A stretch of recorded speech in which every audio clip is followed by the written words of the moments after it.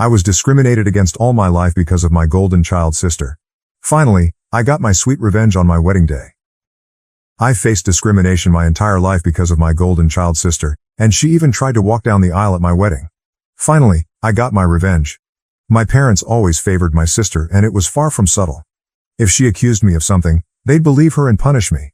But if I accused her, even with undeniable proof, they'd give her a lighter punishment and find a way to scold me too. My birthday cake always had to be her favorite flavor, and my parents pretend they didn't know I hated it. They always bought her more than me and took us where she wanted, even if it was supposed to be about me. My sister grew up spoiled and used me as a punching bag. At first, she mostly ignored me, but things got worse when we were teens. She ended up with no friends, and her behavior deteriorated. Did her friends move away or ditch her because she was mean? I don't know, because we were never close. My parents boasted about her achievements but never mentioned any issues, whereas they constantly highlighted my flaws as teasing material. I only knew she had no friends because we went to the same school, and I noticed she was no longer with people. Meanwhile, I was fairly popular. My sister realized this and suddenly turned me from an occasional punching bag to someone she needed to take down constantly. She started accusing me and my friends of more things. My parents stopped letting me hang out with anyone, with excuses like, "They're not good people according to your sister," or, "Why are you trying to leave us? Why can't you be like your sister and enjoy family time?" What saved me from complete isolation was my extended family. Most of them lived in the same hometown, and I got along well with my cousins despite some age differences. At one gathering, they invited me to something. I don't remember what, and I sadly replied that I wasn't allowed to go anywhere. When asked why, my kid self bluntly said it was because I wasn't allowed to have friends since my sister didn't have any. This got back to the adults, who apparently tore my parents apart later. I was scolded for lying and grounded for a month, but after that, they gave me some leeway, so it was worth it. My sister changed schools. I guess the humiliation of our extended family knowing her social status was too much, so she demanded to switch, and my parents immediately obliged. Even though it cost them more since the school was further away, she made friends at the new school. However, she never went back to mostly ignoring me. Having felt the power to mess with me and being angry that I told the family she had no friends, she never let me go. My life remained difficult. Her friends would come over and bully me, which my parents called light teasing. I never invited friends over because my parents were awful hosts, or my sister would accuse them of stealing, and my parents would believe her. I did become close to my cousins though, as my parents never dared to treat family that way. Then I got my first boyfriend. I didn't want to bring him home, but my parents insisted. At one point we were separated and he came to find me to tell me my sister was flirting with him. She came over in skimpy clothing, batting her eyelashes, and started telling him how bad I was and how good she was. He was irked and ran off to find me. Of course, my sister told my parents a different story, that my boyfriend had tried to flirt with her, but she naturally refused since she couldn't do that to me. Guess who my parents believed? My boyfriend wasn't perfect, but I immediately believed him for a mean reason. Remember, I was a teen suffering from unfair treatment. I was very resentful and moody and hated my sister as much as she hated me. With that disclaimer out of the way, let's talk about looks. I hadn't mentioned them yet because they weren't relevant. My parents were overweight and liked showing love via food, giving more food, buying treats, etc. My sister was also overweight, whereas I was not. I've always been kind of skinny because punishment often included no treats or snacks. Obviously, weight isn't what matters, personality is. But my sister, even then, was already rude and spoiled. Even her flirting attempts were bad because she never learned to work for anything since she could demand, and my parents would deliver. Added to that, the fact that she didn't look like some sexy model, even my self-conscious teen self didn't believe my boyfriend would try and cheat on me with her. Anyway, my parents prohibited me from dating such a horrible boy. I did try to keep going in secret, but it was hard, and the relationship ended. I did get another boyfriend, but again, my sister accused him of flirting with her when he refused her advances. Again, my parents believed her. I tried pointing out how this happened again, but they decided that I was incapable of making good choices and kept picking bad boyfriends. The relationship couldn't handle the Romeo-Juliet situation and fizzled out again. I would eventually get called a slut in high school as I was fine with making out with boys and such but refused to have relationships. Thankfully, it never got back to my sister or parents. My sister did bring one boyfriend home during all this time. He was paraded with pride, and my parents spent every second telling me how good he was and why I couldn't be like my sister and find myself someone like that. Until he stopped showing up and suddenly he was a conniving bastard that tricked my sister. Oh well, and the unequal treatment continued. At this time, she had more spending money, and her curfews were much better than mine. She was free to go anywhere at any time, while I couldn't. If I pointed it out, my parents would say it's because she's older, but when I reached that age, I still didn't have the same treatment she had. And when I pointed it out, they denied they ever said that or claimed it was because I couldn't be trusted like she was, using my sister's accusations against my boyfriends and friends as proof of my bad judgment. Time goes by, and it's time for my sister to graduate. She was accepted into a college, not a very well-regarded one, and she had no scholarship or anything. Again, because only her achievements were told to me, I don't know which colleges she even tried for, so I can't say how badly she was rejected. I do know her grades were bad in school though, because whenever she got a B, we would celebrate. I would usually get good grades, but my parents refused to celebrate, claiming since I always got those, what was there to celebrate? My parents naturally made a lot of fanfare and told her they'd pay for everything. I was relieved she'd be going away. Not that it made my life any easier. She'd always come home every other weekend and somehow stuff kept missing from my room, or some other issue she'd think of to make my life miserable. My curfews were still strict. Eventually, my mom came to talk to me about my impending graduation. I'm only a year younger than my sister. She told me that since they were paying for my sister's college, they had no money to pay for mine, so it would be better for me to start working immediately after graduation and wait until my sister finished university to see if they could afford something for me. Oh, and if I decided to stay at home, I'd have to pay for all my stuff, part of the bills and rent. I pointed out that I could get student loans. Mom said yes, except no, because they were so caring towards me and I had such bad judgment that they would decide if a college was worth my getting into debt or not. I'm not sure how they'd stop me from getting loans, but I didn't ask. Scholarships weren't mentioned. They had no idea what my grades were anymore and never believed in my capabilities anyway. I didn't bat an eyelid. I simply said okay. My mom clearly didn't expect that and kept prying. Maybe she hoped I'd throw a tantrum so they'd have an excuse to never pay for my college, but I said nothing except that I understood their position, thanked them for caring, and that was that. My dad later tried the same, but I also refused to be emotional. You see, after a whole lifetime of their terrible parenting, I never had any expectations towards my education. I knew they would find an excuse to not pay for mine and make my life miserable. I never believed they would eventually pay if I worked and waited for my sister to graduate. I had been preparing for college for a long time. I could barely go out, my friendships were slim, so I had a lot of time to study. And study I did because I saw college as my only chance to be free. Well, the time came, and I worked my ass off and got a scholarship. Not to anywhere like Ivy League or anything like law or medical school, but it was a good enough course in a decent college with a full scholarship. Knowing my sister would hate it and try to stop me via my parents, I put my achievement on social media at the same time I told them, even forcing myself to thank them in the post. Now they couldn't forbid me from going as they'd have to explain to the family why not. Initially, they were even a little proud and boasted about it, and then I guess my sister got to them and they changed gears and even asked me if I was sure I wanted to go. They let slip that my sister wasn't doing well in college, and since she was smarter and had better judgment than me, I'd suffer worse. I obviously stuck to my guns. They weren't happy but couldn't do anything. College was my savior. I started being happy. I still contacted my parents and visited on holidays and such, but since they refused to pay for anything, I could excuse not going a lot due to money. During this time, I avoided introducing any man to them, and my sister stopped going to college. I know she didn't graduate because, again, they'd have made a fanfare about it.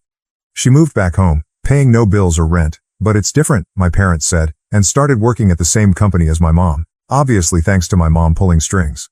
This was all presented to me as a point of pride. Almost there, I promise. I met my husband around this time. You know those people who say, if I were in that situation, I'd have done something. My husband is the type who actually does.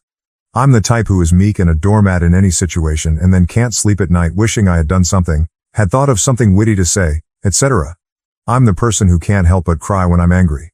My husband is the guy who claps back immediately. He loves drama and loves to resolve it.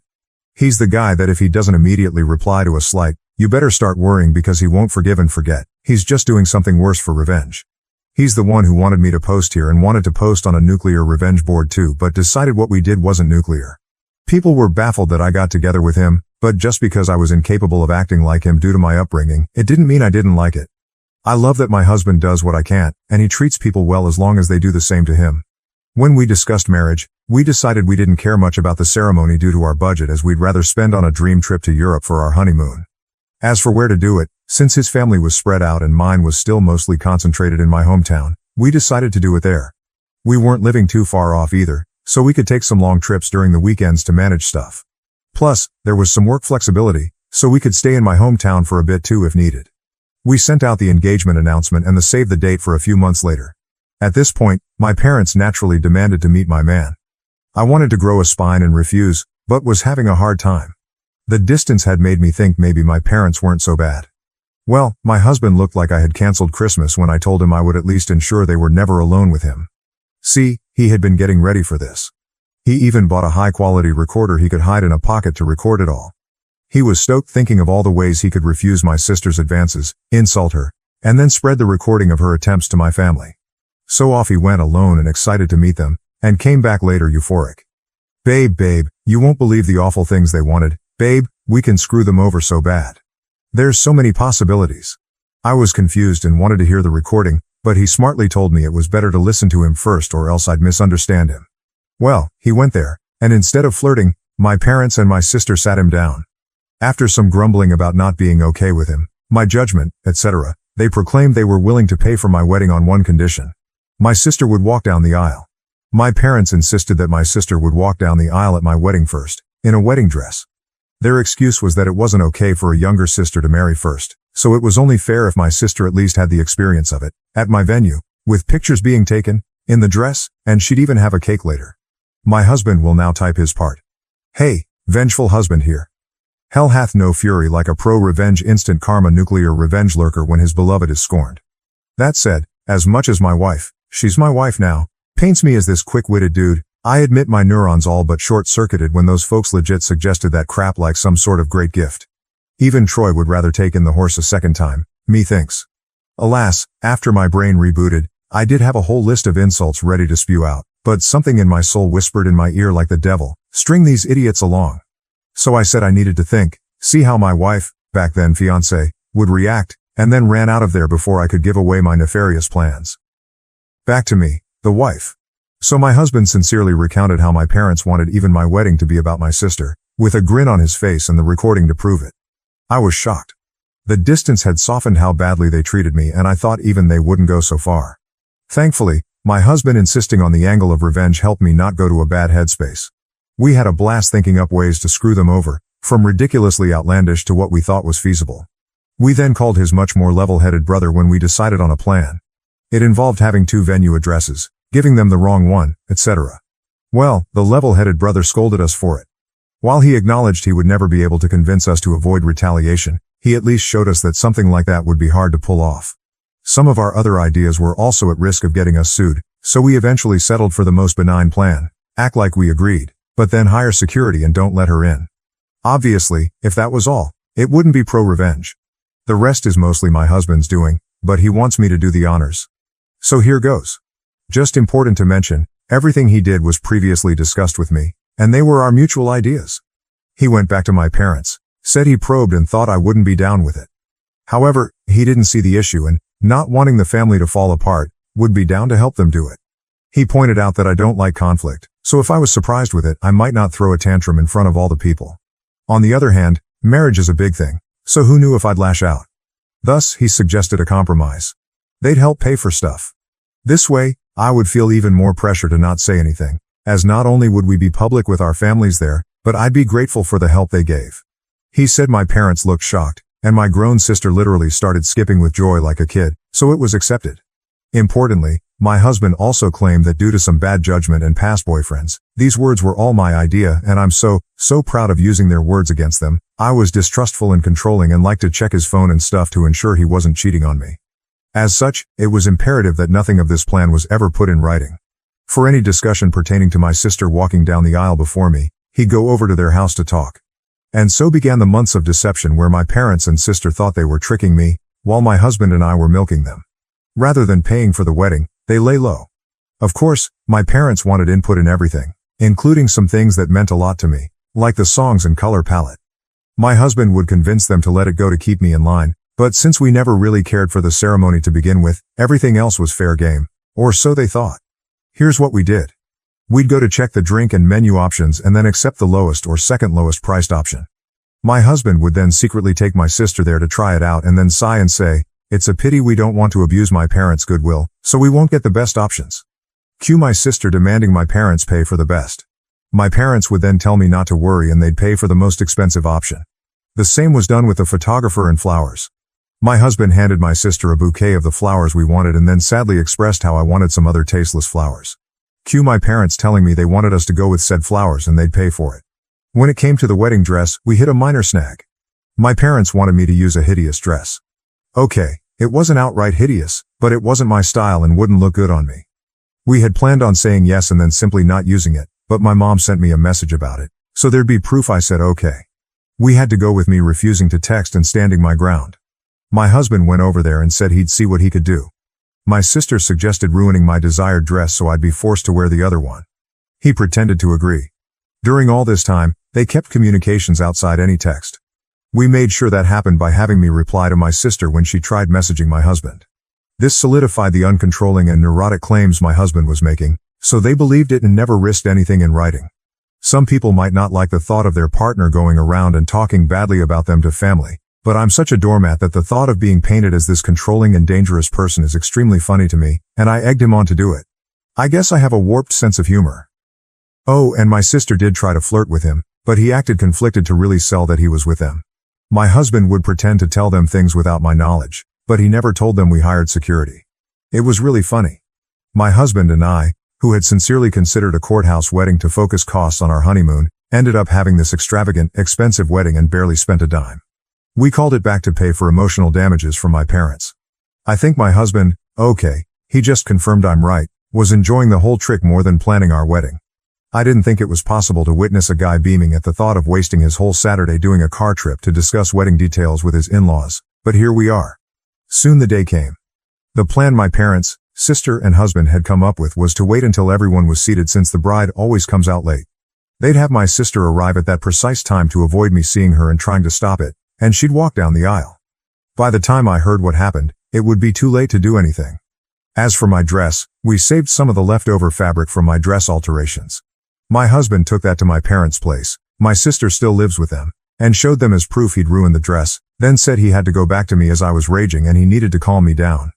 He told them he'd see them at the wedding. We made sure to keep our real security hidden initially. As the guests and my parents arrived, they only saw a woman with a list of names to check. Only after my parents had settled in did we bring out the actual security, a guy who looked like a bodyguard. We instructed him not to let my sister in and promised a generous tip if he kept our instructions confidential. Soon, the moment arrived. My parents got a text that my sister was less than 5 minutes away, so my dad signaled for the ceremony to start.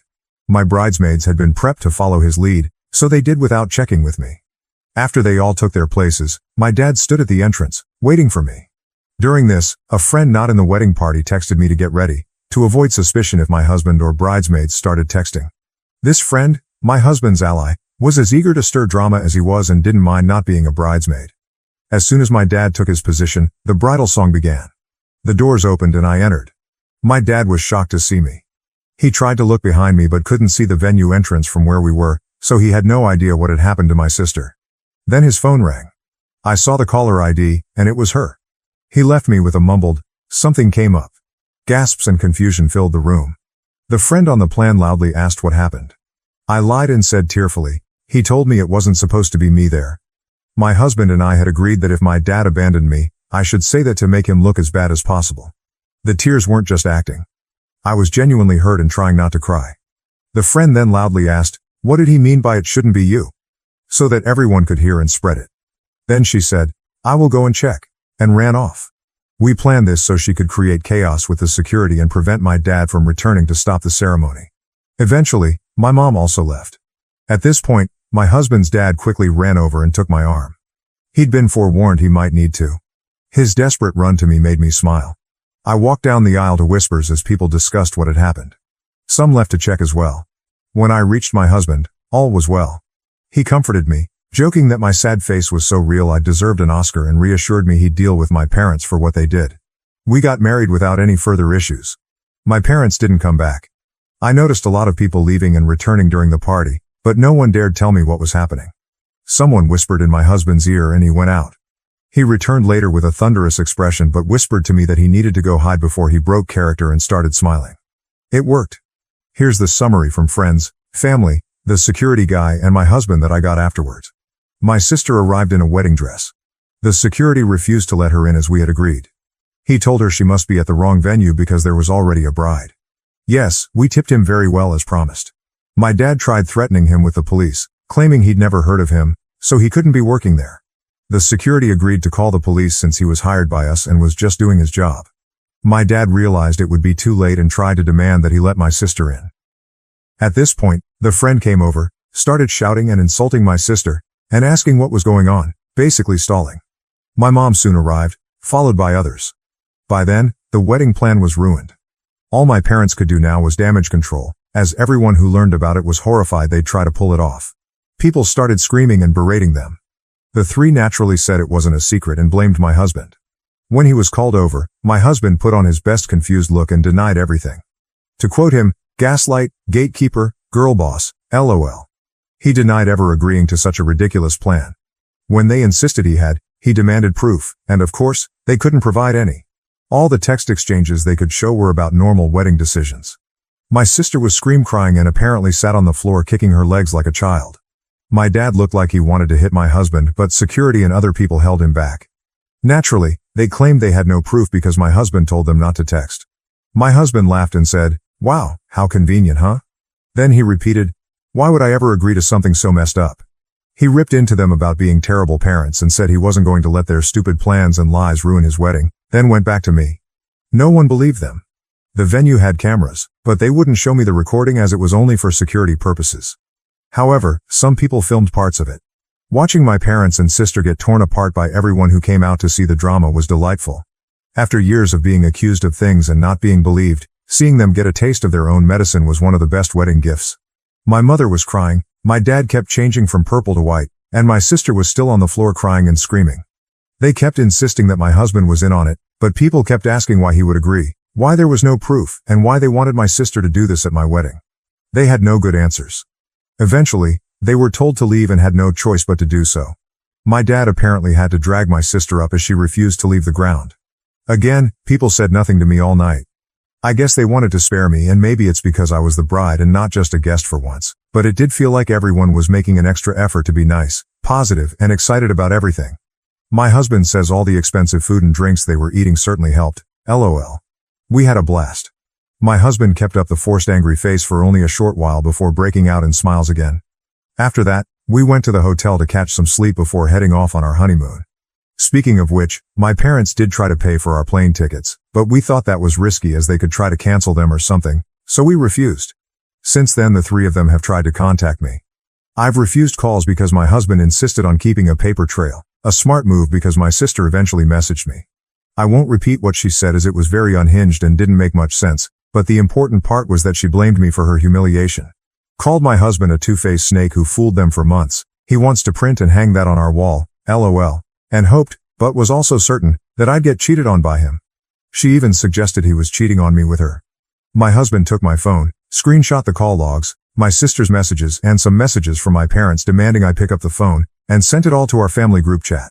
He also sent screenshots of messages to him where they called him names and threatened him, but he kept up the "you're delusional, I never agreed to anything" shtick and even threatened to sue them for defamation and harassment.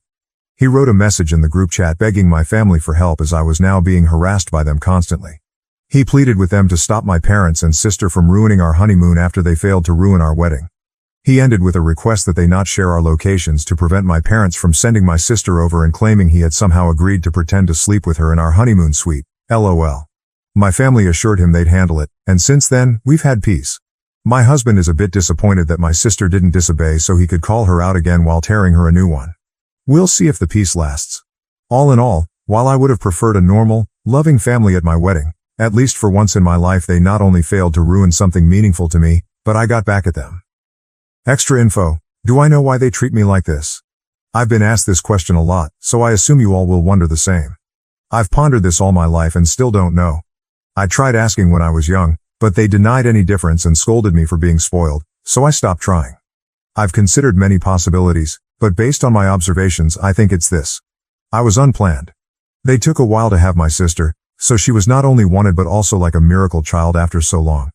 However, given our small age difference, I think they didn't expect to have another child so soon or easily and didn't use adequate protection after my sister's birth.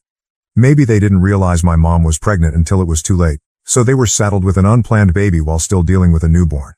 They're not well off, so having the extra expense likely didn't help, and they resented me. But that's just my conjecture. Regardless, I've accepted that the reason won't truly matter. What they did to me was unwarranted, no matter what. Did they really think this would work? My husband and I have a theory that they never intended to do this at all. We think my sister threw a tantrum over me getting married first when she barely gets dates, and they made my husband that outlandish proposition.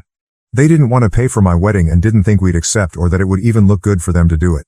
By suggesting it and being refused, they could look like the good guys to my sister while having an excuse not to give me a dime. But then my husband accepted it and they couldn't backtrack without risking my sister turning on them. Thank you for watching. If you haven't subscribed yet, please do so and hit the notification bell to stay updated with more shocking real-life stories happening around you.